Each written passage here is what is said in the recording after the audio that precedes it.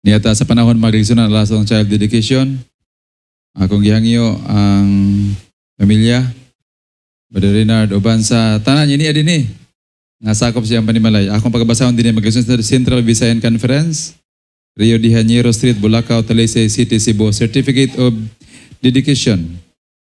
This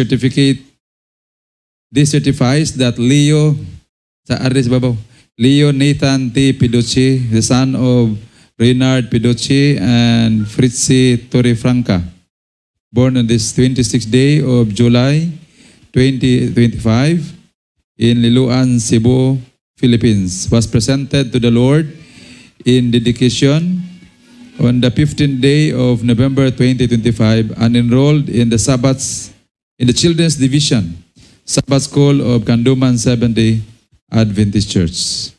Atong yatag ang panahon alang ka Pastor Bracenas.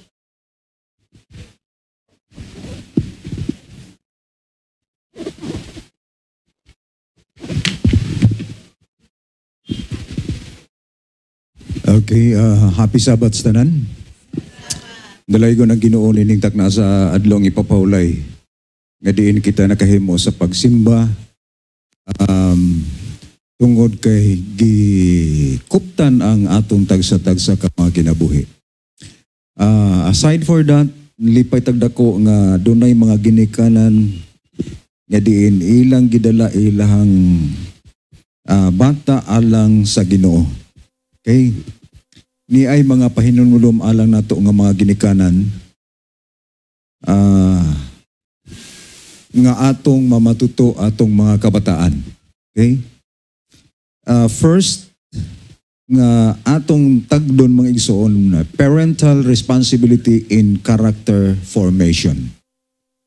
So, dili lang sa mga sa ginikanan nga nakaron diri, kundi hasta usab nato nga mga ginikanan nga naa dinha, naa sa online o naa sa atong mga lugar asa ta dapit karon, ato ang responsibilidad mao ang pagpurma sa kinaiya diha sa bata. Unsa man ni siya? Okay. Niya mga igsoon, the divine commission to parents. God has given parents their work to form the characters of their children after the divine pattern. So, naadi atay dako kaayong katakos nato nga mga ginikanan alang sa pagpurma sa kinaiya. Unsa nga kinaiya? Dili kinaiya sa kalibutan kundi kinaiya sa Dios. Saon ka nato pagpurma sa kinaiya sa Dios no sa atong nga bata? Nga usahay dia sa atong nga puloy-anan managkagubot mangganita. But dunay instruction bisan pa niya na nga nagkagubot ta sa atong puloy-anan wala mawala ang instruction sa Ginoo alang nato nga mga ginikanan. Okay? Niya ang kinaiya nga din dapat atong imontar dia sa atong puloy-anan. Nagingon siya din character building is the most important work ever entrusted to human beings. Okay. Ug dili siro ka tawo, wa tay labot ini. Pero puro ta nabilong ni ini makaigsunan naatay dako gyud nga tinguha nga ang character building sa ato nga mga kabataan mao ni una nga diin atong tagaan og dako nga pagtagad. Nangyay siya, and never before was its diligent study to important as now. Kung imong kitaon ang Bible makaigsunan sa Deuteronomy 6:7, naging siya dito nga teach them diligently. No? Ang imo nga mga kabataan sa diha sa imong paghigdaanan, sa imong lingkuranan, sa imuhang paglakaw, no? Pero ang nahitabo mga igsoon, ang nagtudlo hinuon og building character mga igsoon sa ato nga mga kabataan, ang lain ng tao. Di ba? Mao ni nahitabo mga igsoon. Nganuman, na wag tang makigsunan ang atong responsibilidad nga mga ginikanan nga kita maoy una nga muhatag niya na. ato na malang isalig ngadto sa uban nga tao. Okay? Na inikadag ko po sa mga bata, kamaon na sa mong lakaw. Okay, biyaan na punta. Ngano man? E wa man nato sila matagae o dako nga pagtaga diha sa atong puloy-anan. So asa dapat tagkuha og education ng mga kabataan? Tuwa sa gawas. Okay? Tuwa sa gawas. Niya siya, here is your work, parents, to develop a characters of your children in harmony with the precepts of the Word of God. So ang ato ding pagtudlo magsuon sa kinaiya nagabasi diha sa balaang kasulatan. No? Dili ka makakaplag og lain nga mga books mga igsuon nga nagasulti og development building character development sa bata kundi nagabasi diha sa Bible. No? Kay naa din ha maigsuon makaplaga nato kung unsa ang kinaiya sa Dios nga angay natong sundon og itudlo ngadto sa mga kabataan. Ngayon siya, this work should come first for eternal interest are there involved. Okay. Dunay mga butang makaigsunan nga angay natong katunan. Nag-iyon siya di una, home, the best place for character building. Pero sa ato karon maigsuon sa millennial nga setting, pilay edad sa bata nga imo nang dadon sa eskwelahan. Ha? Naman si Ma'am Melvin, teacher man eh. Ibili na ni mong bata dito sa eskwelahan kay wala kay time. Correct?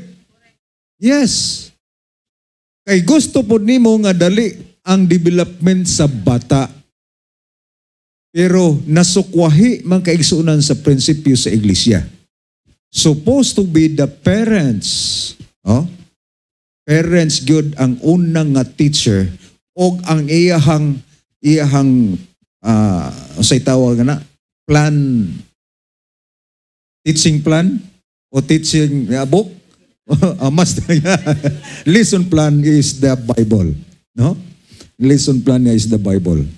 So, wala masayop mga kaigsunan ang Dios paghatag og reminder alang nato nini. Okay?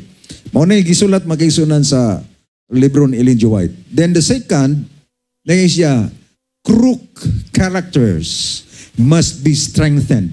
No? Ipaligon. Those who do not make the crook characters straight in this life can have no part in the future immortal life. Grabe. Murag sakit-sakit magininon pero ato lagi ni dawaton maigsoon. The third one, a clean house but children untrained. Sumaybot pasabot nini. Giuna pagpanlimpyo ang balay. Unya pabiyaan lang mga kabataan. Mao ba ni Sen? Unahon na tog limpyo ato sa Kenan. Unya ang mga kabataan wala na. Well, atong basaon makaigsunan niyo siya.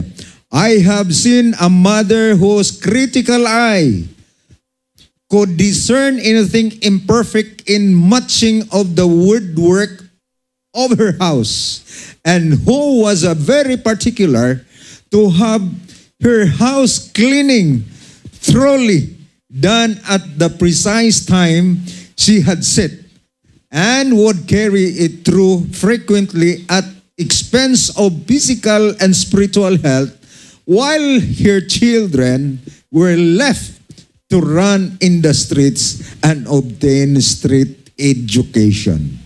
Grabe. No? Anyway, pilara man siguro sa atong mga membro sa iglesia ang nabuhat ini. Pero tan-aw ni mo maigsuon sa ato nga palibot. Sakto gini ang gisulti, no?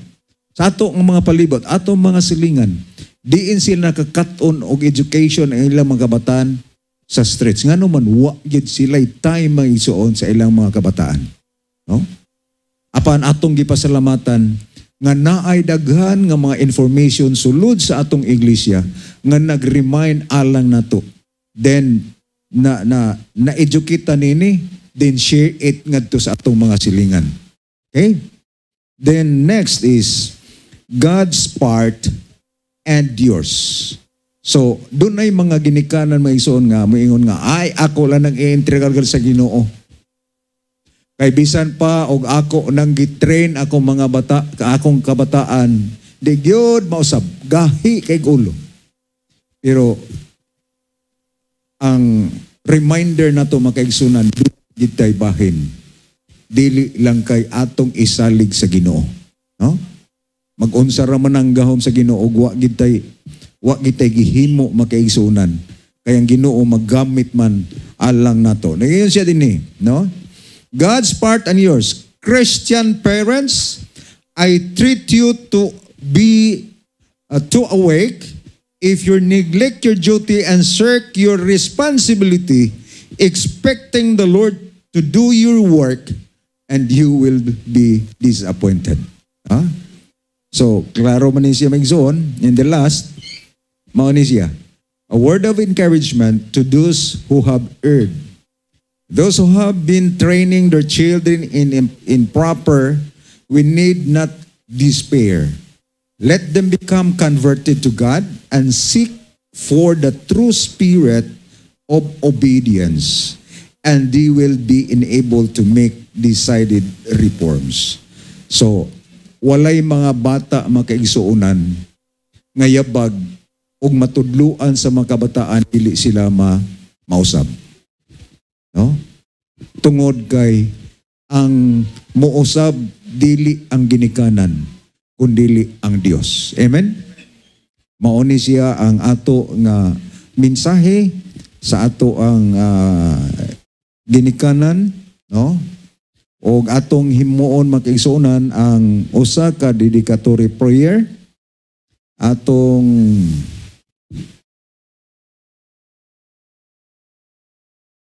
himuon ang dedicatory prayer alang kang Leo Nathan Pidotsi, no? From Mindanao, Pidotsi. Oh. Aliti, yes. O dagansan ni dito sa Bukidnon. Davao. Okay, akong gihangyo ang atong mga ordained elders arang sa pag-anhidiri ay atong himuon ang dedicatory prayer alang kang Leo Nathan.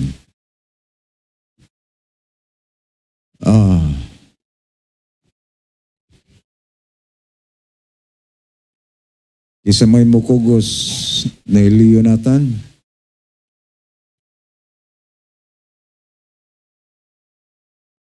Okay ni. Na naman siguro ni Apo. Wa pa'y Apo. Hapit na. Nagana. Master na siya. Mayon ta na mukugos na kanang wa pa'y Apo. Sila na. Patutod na sila. Okay. Magampo ta. Dalaygon nga Dios nga mahanamo na ikaw kay tasan sa mga langit. Among gikalipay ni ining taknaa sa kahapon at sa kabuntagon sa adlong ipapahulay. Nga kami nakahimo sa pagduol diha kanimo. Aniya o Dios si Leo Nathan Pedolce. Gidala sa mga ginikanan alang diha kanimo. Tuguti o Dios nga mga membro sa pamilya nga Pidotsi, makahimo sila sa pag-train ni ining gipial nila nga baby nga magtubo kini nga manadlokon diha kanimo. Magtubo siya Ginoo nga himsog sa panglawas. Magtubo siya Ginoo nga layo sa mga aksidente. Magtubo siya Ginoo nga dunay paglaom sa kinabuhi nga walay katapusan. Uban ka namong tanan. Ang amo lang gihandom mo Dios nga siya makita sa tanan nga ipapahulay dinhi sulod sa iglesia aron mahimong motubo ang ilahang pagpangalagad o maangkon nila o Dios ang imong gisaad nga mao ang kinabuhi nga walay katapusan. Among gihandom nga imong tagaan og dugang pangkaalam ang mga ginikanan alang sa pag-atiman sa ihang bata og mahimo o Dios nga masangkapan siya sa material nga butang, sa physical o sa spiritual. Aron sa ingon niya na maangkon ang hingpit sa mga imong gisaad alang kanamo. Amo lang gihandom nga kami nga mga membro sa iglesia makahimo sa pagtabang usab sa pagsuporta sa espirituhanon nga pagtubo ni Leo Nathan. Amo lang gihandom nga iyahang mga kaparintihan, iyang mga silingan, makahimo usab sila sa paghatag sa ilang papanginahanglan.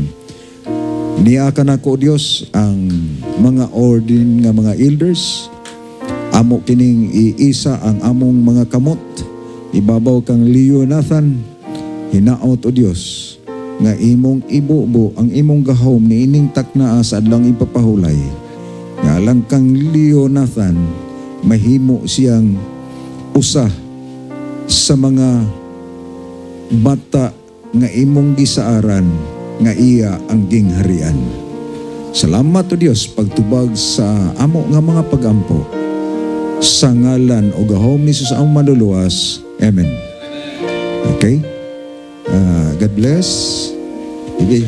Congrats. Congratulations. Congratulations. Okay.